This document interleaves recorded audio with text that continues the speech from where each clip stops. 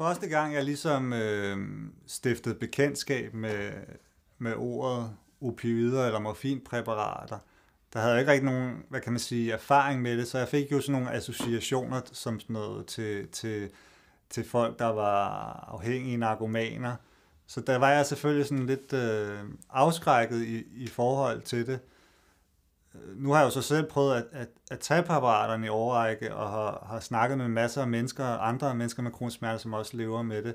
Du bliver helt sikkert fysisk afhængig af dem, hvis du tager dem i længere tid.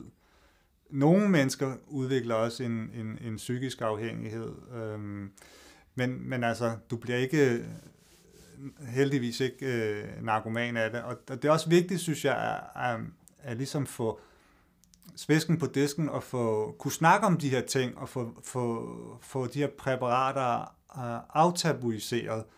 Fordi det gør det også lettere for de mennesker, som måske får dem og som har et problem med en fysisk afhængighed eller en psykisk afhængighed, at snakke med deres familie om dem og opsøge sundhedsfaglig hjælp.